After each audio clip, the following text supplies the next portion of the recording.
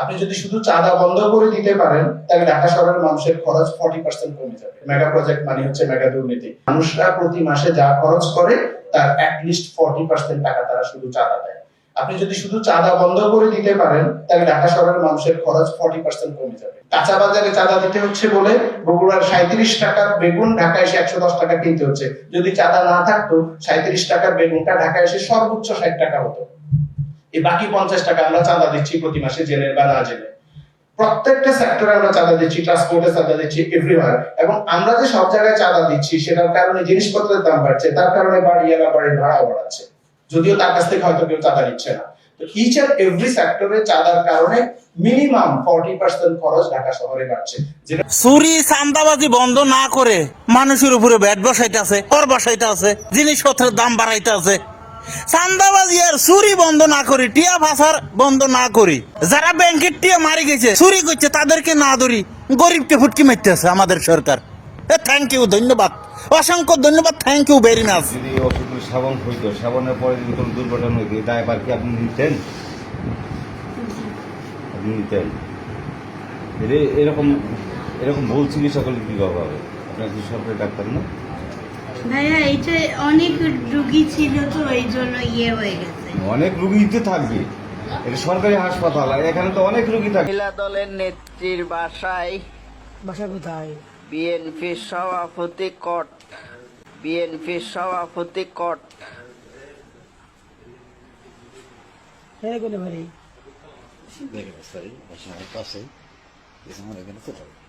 কোন বাসা বাড়ি? লোক নিয়েছেন, গোশালা ভাই লোক নিয়েছেন, এটা কি হয়? বসুন বসুন, বলতে তো দেখা যাচ্ছে সমস্যা নেই, বসুন। ভিডিওটা সবাই বেশি করে শেয়ার করে দিবেন, যাতে সারা বাংলার মানুষ দেখতে পারে ওনাদের চরিত্র। আমার নেতার চরিত্র ফুলের মতো পবিত্র। বেনজিরকে কি ইন্টারপোলের মাধ্যমে গ্রেফতার ইন্টারিম গভর্নমেন্ট করতে পেরেছে মাননীয় স্পিকার 2 বছরে? আমরা করেছি 3 মাসের সরকার আসার মধ্যে। সেই বেনজিরের সমস্ত কাগজপত্র 30 দিনের ভিতরে দিতে বলেছে সেই গভর্নমেন্ট, আমরা 3 দিনের মধ্যে দিয়েছি। আমরা অপেক্ষা করছি কখন তাকে ফেরত নিয়ে আসতে পারবে। বর্তমান সরকার দায়িত্ব গ্রহণের পর দুর্নীতি মামলায় অভিযুক্ত পুলিশের সাবেক আইজিপি বেনজির আহমেদকে গ্রেফতারের জন্য ইন্টারপোলের সাথে নিবিড়ভাবে কাজ করার জন্য নিয়োজিত পুলিশ হেডকোয়ার্টার্সের national central bureau NCB Dhaka কর্তৃক ইন্টারপোলে আবেদন করা হয়। তৎপ্রেক্ষিতে গত 11 এপ্রিল 2025 এটা 2025-এ পাঠানো হয়েছিল, আমরা এটা মনিটর করেছি। যেখানে বিএনপির প্রার্থী দেখবেন তার উল্টা পথে গিয়ে ভোট দিয়ে আসবেন। যেখানে বিএনপির প্রার্থী দেখবেন সেখানে আপনারা ঝাড়ু প্রস্তুত করে রাখবেন, কারণ তুমি আগে গাদ্দারি করেছো, এখন তুমি আবার ভোট চাইতে আসো, তোমার বদলে ঝাড়ু ছাড়া বাংলাদেশে হালুয়াঘাটে তোমার জন্য আর কোনো কিছু নাই। একজনকে দিছে হলো স্বাস্থ্যমন্ত্রী, আজকে হামে হলো 6 জন লোক মারা গিয়েছে, 6টা শিশু মারা গিয়েছে, স্বাস্থ্যমন্ত্রী কোনো খোঁজ নাই। বিএনপির সালাউদ্দিন, আপনাদের এখানে আইন শৃঙ্খলা কি ঠিক আছে নাকি ঠিক নাই? তো অত বড় কথা বলে বক বক করে কেন? আইন শৃঙ্খলা ঠিক করার মুরুদ নাই, আসছে বড় বড় কথা বলার জন্য। আরেকজন আছে অর্থমন্ত্রী, যত ঋণ খেলাপি, যত ফাইন্যান্সিয়াল ক্রাইমের সাথে জড়িত সবগুলোরে আইসা পুনর্বাসন করছে। বাংলাদেশের মানুষের যারা শেয়ার বাজারে টাকা লোপাট করেছে, ব্যাংকগুলো ধ্বংস করে দিয়েছে।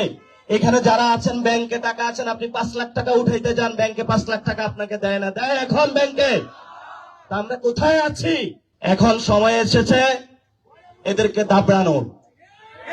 এই দাবড়ানোর জন্য 2টা সিস্টেম। একটা ওষুধ হলো স্থানীয় নির্বাচন। স্থানীয় নির্বাচনে যেখানে বিএনপির প্রার্থী দেখবেন তার উল্টা পথে গিয়ে ভোট দিয়ে আসবেন। যেখানে বিএনপির প্রার্থী দেখবেন সেখানে আপনারা। ঢাকার রাস্তায় যানজট আর বিশৃঙ্খলা প্রতিদিনের চিত্র, আর জ্যাম এড়াতে ফুটপাতে বাইক তুলে দেয়া যেন অনেক বাইকারের অভ্যাসে পরিণত হয়েছে। পথচারীদের হাঁটার জায়গা দখল করা এসব উদাসীন বাইকারদের এবার উচিত শিক্ষা দিলেন এক নারী। ফুটপাত দিয়ে হেঁটে যাওয়ার সময় একের পর এক বাইক সামনে চলে আসায় আর ধৈর্য ধরে রাখতে পারেননি তিনি। হাতে থাকা ছাতা দিয়েই সোজা বাইকারদের আঘাত করতে থাকেন ওই নারী। সেই ঘটনার চিত্র সামাজিক যোগাযোগ মাধ্যমে ছড়িয়ে পড়তেই শুরু হয়েছে তুমুল আলোচনা। ভিডিওটি দেখে নেটিজেনদের বড় অংশ ওই নারীর সাহসিকতার ভূয়সী প্রশংসা করেছেন। অনেকেই বলছেন আইন অমান্যকারী বাইকারদের ফুটপাতে সাইজ করা। কথা বলেছি যেটা নেতাদের পছন্দ হয় নাই, এবং তারা ধরে নিয়েছে যে মাহমুদুর রহমান তাদের বিরোধী পক্ষের লোক। মহাসচিব যে কথাটা বলেছিলেন কদিন আগে, তিনি একই কথা বলেছেন যে আপনার বিপ্লবের এই তত্ত্বের সাথে আমরা একমত নই, কারণ বিএনপি কোনো বিপ্লবী দল নয়। এ কথাটাই উনি আবারও বলেছেন এই কদিন আগে আমার পাশাপাশি। আমার আবার এটা একটা বদভ্যাস, যেখানে যাই সেখানে এমন কথা বলে আসি যে আয়োজকরা আর দ্বিতীয়বার আমাকে আমন্ত্রণ জানায় না বক্তব্য দেওয়ার জন্য। এটা বিএনপির ক্ষেত্রে হয়েছে, কারণ সেখানে গিয়ে বিএনপির নেতাদের সামনে আমি এমন সব কথা বলেছি যেটা নেতাদের পছন্দ হয় নাই, এবং তারা ধরে নিয়েছে যে মাহমুদুর রহমান তাদের বিরোধী পক্ষের লোক। আমি কারো পক্ষের লোক নই, আমি কারো বিপক্ষে নই। আমি শুধুমাত্র জুলাই শহীদদের পক্ষের লোক, জুলাই যোদ্ধাদের পক্ষের লোক। যারা নিজেদেরকে জুলাই যোদ্ধা মনে করবে, যারা বিপ্লবী মনে করবে, আমি সকলের পক্ষের লোক। জুলাই এই বিপ্লবটা দেখা আমার কাছে স্বপ্নের মতো ছিল। আজ থেকে অনেকদিন আগে, দেশ ছাড়তে বাধ্য হওয়ার কিছুদিন আগে 2018-র প্রথম দিকে একটা অনুষ্ঠানে আমি ছিলাম এবং বিএনপির মহাসচিব ছিলেন, যিনি এখন মন্ত্রী, তার সাথে কদিন আগে আমার দেখা হয়েছে সাংবাদিকদের অনুষ্ঠানে। তো সেখানে 2018-র নির্বাচন নিয়ে, আসন্ন নির্বাচন নিয়ে কথা হচ্ছিল। আমি সেদিন আজকের পাটোয়ারির মতো প্রধান বক্তা ছিলাম, আর মহাসচিব প্রধান অতিথি ছিলেন আমার মতো।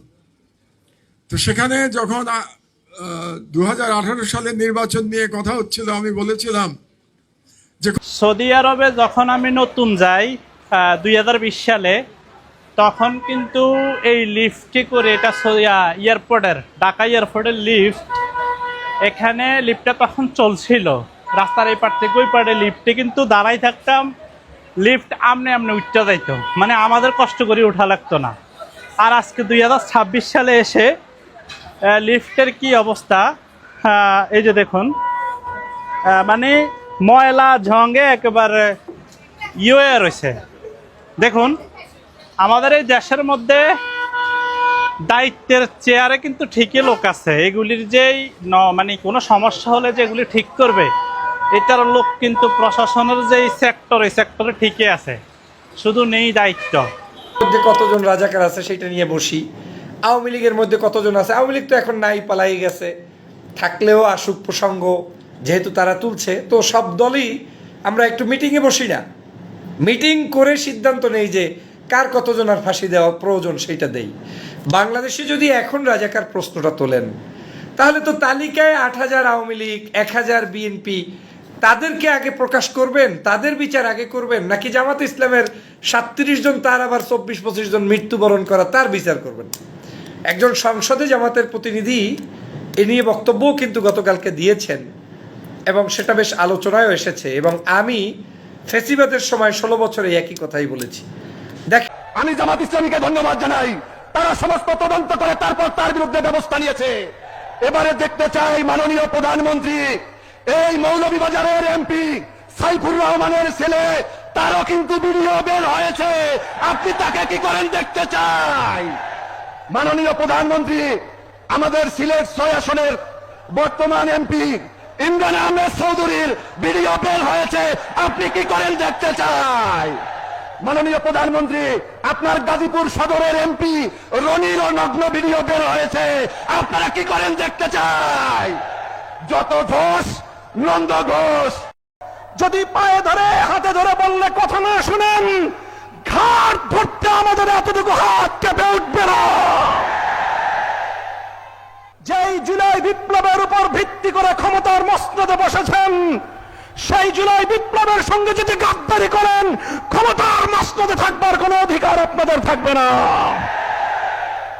জুলাই বিপ্লবের সঙ্গে গাদ্দারি করবেন না, দোহাই লাগে। আপনাদের প্রথমে পায়ে ধরে বলবো, তারপরে হাতে ধরে বলবো। যদি পায়ে ধরে হাতে ধরে বললে কথা না শুনেন, ঘাট ধরতে আমাদের এতটুকু হাত কেঁপে উঠবে না। কাছে গেছি 8,000 টিয়া রিপোর্ট ধরাই দিছে, কোনো ওষুধ দেয় নাই। শুধু দুইটা কথা বলি, মাথা নিচু করি, 5 টাকা কলম দি ক্রিং ক্রিং করে রিপোর্ট ধরাই 1200 টিয়া ভিজিট নিল, আবার দ্বিতীয়বার গেলে 600 টিয়া, আবার রিপোর্ট দেখাইতে গেলে 200 টিয়া। কাঙ্কির বহারা রে। এই দেশের ডাক্তাররা নিজের চিকিৎসা নিজেই করে না, এরা চলে যায় সিঙ্গাপুর, কারণ নিজের চিকিৎসার উপরে নিজের শরীরের ভরসা নাই। এরা আবার রোগীকে কি বাল চিকিৎসা করব। এরা ডাক্তার হয়েছে এই বাংলাদেশের ভিতরে টিয়া কামানোর লাই। বিজেট রুমে ঢুকলি গ্লাসটা বন্ধ করি, 5 টাকা কলম আছে ক্রিং ক্রিং করি, মাথা ঘোরার মতো নিচে দিই, রিপোর্ট কতগুলো লেখি দেয়। সাবেক রাষ্ট্রপতি শাহাবুদ্দিন চুপ্পু সম্ভবত ফেসে যাচ্ছেন।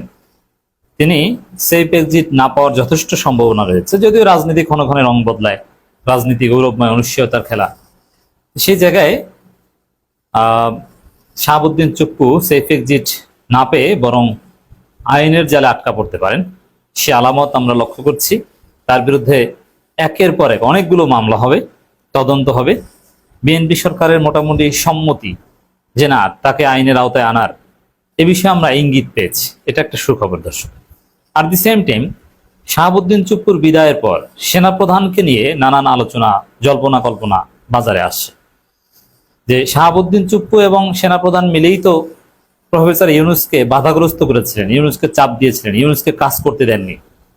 এমনকি শাহাবুদ্দিন চুপ্পুর কারণে আজকের এই বিএনপির পররাষ্ট্র মন্ত্রী খলিলুর রহমান, যিনি ইউনূসের ডান হাত ছিলেন, তিনি সামরিক উপদেষ্টা ছিলেন অথবা নিরাপত্তা উপদেষ্টা ছিলেন, তিনি বর্তমান সেনাপ্রধানকে বরখাস্ত করে জেনারেল কামরুলকে সেনাপ্রধান বানাতে চেয়েছিলেন, কিন্তু সেটা পারেননি। কেন পারেননি? এই শাহাবুদ্দিন চুপ্পুর কারণে পারেননি। কারণ সেটা করতে হলে তো শাহাবুদ্দিন চুপ্পুর সিগনেচার লাগবে, আর ওদিকে ওয়াকারুজ্জামান তিনি চুপ্পুর সাথে মিলে খেলেছেন। এরকম খেলা কিন্তু হয়েছে। আর দুইজনই হাসিনা অ্যাপয়েন্টেড। আবার ওয়াকারুজ্জামান যতই ভালো হন না কেন, আমরা তাকে রেসপেক্ট করি, বাট তিনি বিক্রম মিস্ত্রির সাথে মিটিং করেছেন ইউনূসের আমলে গোপনে। ভারতের সেনাপ্রধান অনেকবার বলেছে যে আমার সাথে বাংলাদেশের সেনাপ্রধানের নিয়মিত যোগাযোগ আছে। এগুলো ডেফিনেটলি সন্দেহজনক। যদিও সেনাপ্রধান ওয়াকারুজ্জামানের বর্তমান কার্যক্রম যথেষ্ট সন্তোষজনক এবং এটা হতে তো বাধ্য, এর বাইরে তো আর তার কিছু করার ছিল না। তো দর্শক, এই জায়গায় এই প্রশ্ন স্বাভাবিকভাবেই উঠছে, যে কারণে যে ভয়ে ব্যাপক নয়, রীতিমতো রেভলিউশনারি প্রতিবাদের কারণে নরেন্দ্র মোদী গভর্নমেন্টের শিক্ষামন্ত্রী পদত্যাগ করতে বাধ্য হয়েছেন। এবং সম্ভবত নরেন্দ্র মোদী গভর্নমেন্ট তারা বুঝতে পেরেছেন বা বাংলাদেশ, নেপাল, শ্রীলঙ্কা থেকে শিক্ষা নিয়েছেন, এ বিষয়ে কোনো সন্দেহ নাই যে যদি এটাকে টিকিয়ে রাখা হয় তাহলে তার পরিস্থিতিটা আরও জটিল থেকে জটিল হতে পারে, যেটা বাংলাদেশে শেখ হাসিনা বল করেছিলেন। যদিও এই ধরনের যারা মানুষ হত্যাকারী সরকার, যারা নিজের জনগণকে খুন করে ধর্মের নামে, বর্ণের নামে, রাজনীতির নামে, এদের পরিণতি একই। The fate ultimately same for everyone. The problem or the difference is it could take little bit extra time to face it. That's the bottom line. Apart from that is same. এই নজিরবিহীন ঘটনা, যেটা একজন cabinet মন্ত্রী পদত্যাগ করতে বাধ্য হয়েছেন, যেখানে he was very different to the protesters, like he wouldn't resign, but he forced to resign. It's not like আমি চাই আন্দোলন ঘটুক না, আমি তাদেরকে সমর্থন করি। বাধ্য হয়েছেন, কারণ পরিস্থিতি দিনচে দিন বেসামাল হয়ে পড়েছিল। সারা পৃথিবী, জাতিসংঘ থেকে, সব জায়গা থেকে প্রতিবাদ আসতে শুরু করেছে। যে কোনো সময় মার্কিন স্টেট ডিপার্টমেন্ট থেকে প্রতিবাদটা বা একটা স্টেটমেন্ট আসতো, it was about to happen, then you know I mean. তো তারা বলেছেন যে তারা আপাতত মানে প্রটেস্টটা তারা মানে এখানেই সমাপ্তি ঘোষণা করেছেন। But this is not the সমাপ্তি ওর and. This is the beginning of the end game of the BJP government, or particularly the time of Narendra Modi